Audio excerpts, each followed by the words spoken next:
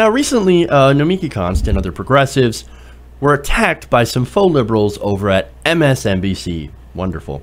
Now, the drama, of course, like where it all seems to originate, came from Twitter. Surprise, surprise. Now, it started with, of course, Nomiki, who's been in the show, by the way, does amazing work, saying that, hey, you know what would be great? The Democrats should open up the primaries. Well, that's a good idea. That's an interesting idea, right? Now, she's quoted in a tweet by Holly Mosher. Now, Holly Mosher just quoted her and said, no open primaries no open primary Democratic Party equals voter suppression and racism with young independent voters. So that's what Nomi is quoted as saying. Well, look, that makes a lot of sense, right? What closed primaries do is shut out independent voters. Full stop. That is voter suppression. I mean, look, you can't vote in the primary unless you're part of the club. That is inherently discriminatory against people who are not part of that same political party. Now, look, you'll hear the argument, of course, well, if they're not Democrats, why should they be able to vote in a Democratic primary? Well, because who's chosen in that Democratic Party goes on to be the candidate that you have to choose from in the general election. So your choices are limited to what the two parties put up. That seems a little undemocratic. Well, if you want to change the choice, well, then you should have to become a Democrat or a Republican. Yeah, but that's not how it's supposed to work. We weren't actually supposed to have political parties that could have this much control over the process. Somewhere along the way, of course, during the long history, and George Washington warned us about this, we got these political parties that started taking control over everything. That's why whenever they say, well, you know, if you don't like the system, why don't you go out and create a third party? Okay, hey, maybe as soon as you let go of your stranglehold on the debates and on news coverage. That's what we're saying here, okay? The system is completely stacked in favor of members of these two parties. And if you have to join these two parties, that strengthens their hegemony. And there's a lot of people that want to rightly break that apart. I do as well, because it's inherently unfair towards third parties and independents, and it keeps people out. Now, if you're a party that right now seems to be getting their asses kicked by the other party, the Democrats, losing 1,000 seats to governorships all over the country, as well as congressional districts. You know, they don't have Congress. They lost the House. They lost the presidency. They're in the worst shape they've been in a very, very long time, in decades. It seems like you would want to open it up so that you have more support and more voters. That you could try to court these left-leaning independents into your party so you could actually win. Now, unfortunately, that seems to not be in the direction that they're going. Now, look, you have young people of color, right, that are independents, that are no longer part of the Democratic Party.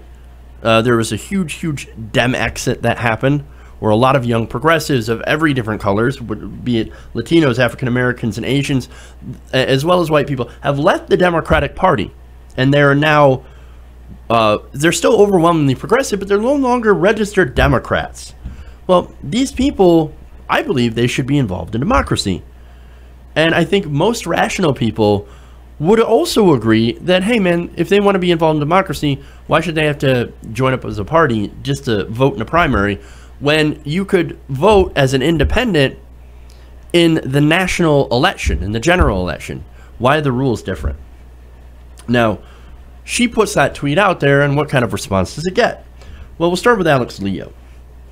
She retweets that and says, quote, white-splaining at its best.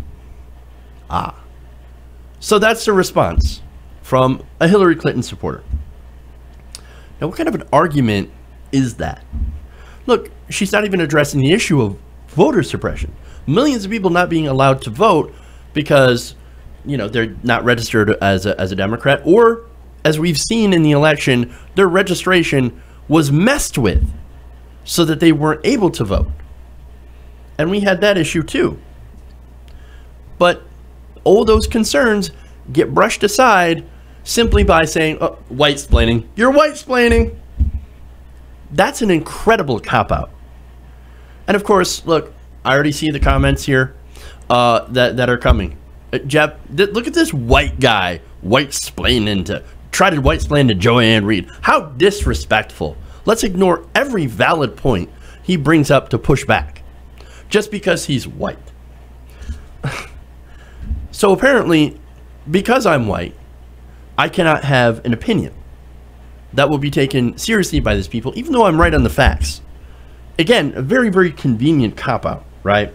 So you've got some people that are hiding behind that, and therefore now willing to allow voter suppression towards minorities and young people. Again, younger people are overwhelmingly progressive, and they overwhelmingly supported Bernie Sanders in the primary. People of all different colors. So, in fact, white men were kind of the minority that supported Bernie Sanders. Strangely enough. I know, but you don't hear anything about that, because they've essentially erased it to try to put this Bernie bro angry white male narrative. I'm an angry white male, and yeah, okay, you want to call me a Bernie bro, that's fine.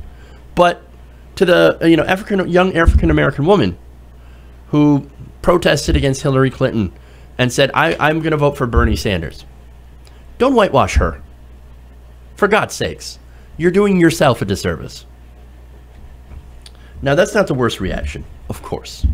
Here comes Joanne Reed. Now, Joanne Reed has a weekend show on MSNBC, you know, the new conservative network. Since they're no longer liberals, they've given up on being liberal for the most part, with a couple notable exceptions, but I'm not going to go into that. They, by the way, fired most of their African-American hosts, people like Melissa Harris Perry, and replaced them with right-wing hacks like Greta Van Susteren. Now, Joanne Reed weighs in, and she tweets, "This demand that people outside a party get to choose that party's nominees is always amazing to me." Is it now? You mean democracy is amazing to you? The fact that more people should be able to go in and you know, vote in these primaries to pick the best kind of candidate, the kind of candidate they would like to vote for in the general election, that seems to be amazing to you? And look, doesn't matter if you're a Democrat, Independent, or a Green Party, okay? Everybody has a vote in the general, but not in the primary who can choose those candidates. And to me, that does not seem very democratic at all. Aren't you supposed to be expanding votes to everyone? Apparently, they don't believe in that. Now, Joanne Reed goes on to make a ridiculous comparison. She said, "Parties are like apartments. You chip in or you're a visitor. Feel free to bring wine when you drop by, but don't tell me how to decorate." Did you guys know that the parties were like apartments? I didn't know that. I thought it was democracy. I thought they were democratic institutions. Apparently not. Apparently, I have a complete misunderstanding of what a political party actually is. Maybe that's why I'm in favor of getting rid of those political parties. But anyway. Now, apparently, people like me happen to be wrong in wanting more people involved in the democratic process, not necessarily the party. You know, that giant majority of people that are not involved in political parties that would be happy to vote someone, maybe likely someone progressive, those people would want to be involved. But again, because of these rules, they are no longer, they're not allowed to be involved unless they sign in, okay?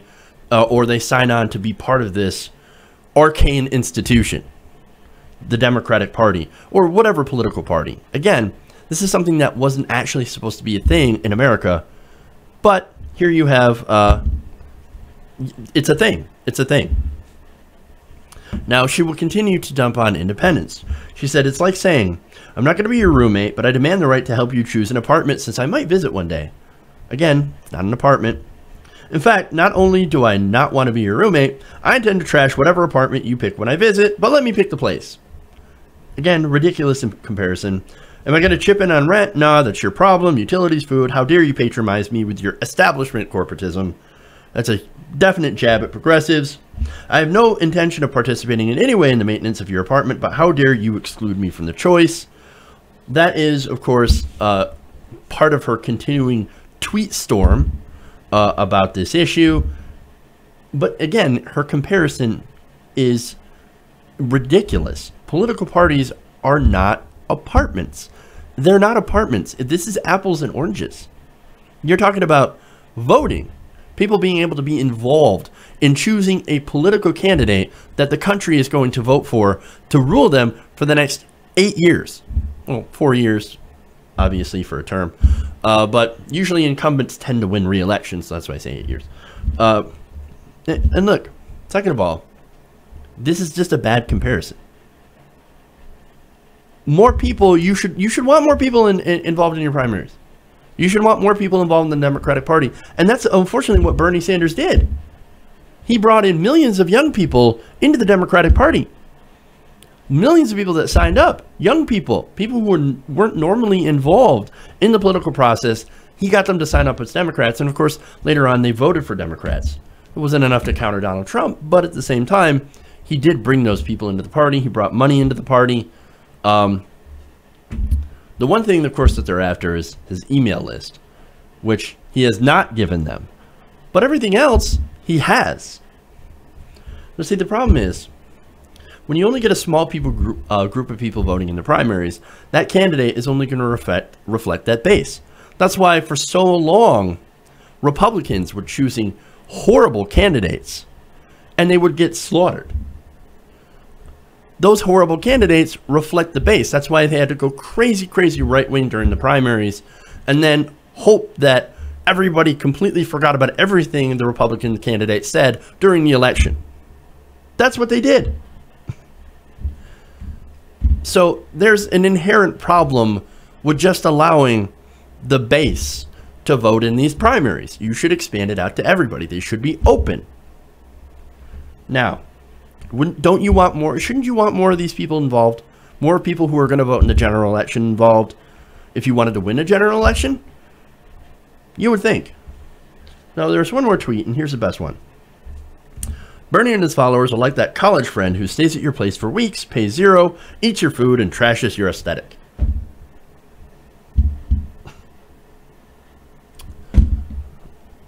You mean your aesthetic of defending the establishment as it goes further and further to the right? That's the aesthetic that we're looking at right now. Going after progressives. Defending the establishment. Defending corporatism.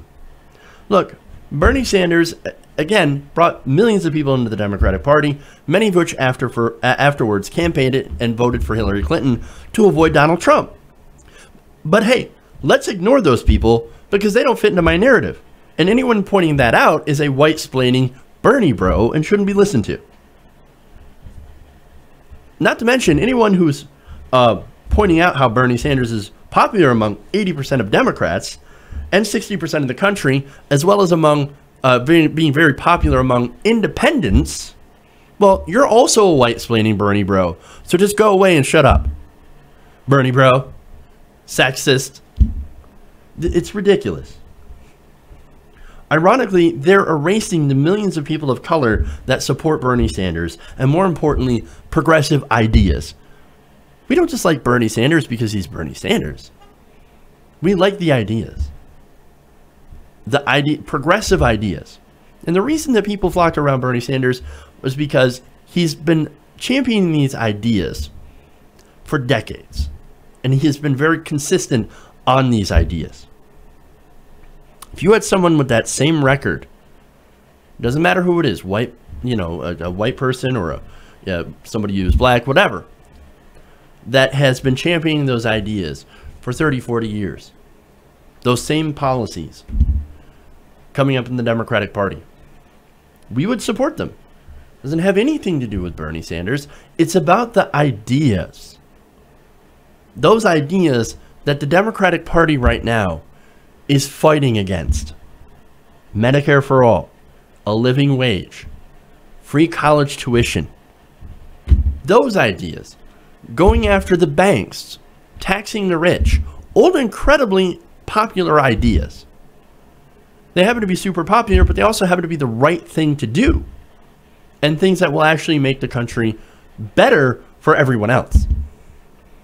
They attack Bernie Sanders, and more importantly, they attack the ideas. These people are not progressives. These are faux liberals on a faux liberal network attacking real progressives who want to make real change. And it's all because they wanted to expand who can vote in elections. so that maybe the Democrats can actually start winning elections in the future. They're shooting themselves in the foot. With Democrats like these, who needs the Republicans? Hey everybody, thanks for watching this video. If you want to see more like this, please hit the subscribe button below. And if you want to support truly independent progressive media, please consider becoming a patron at patreon.com/TYTNation.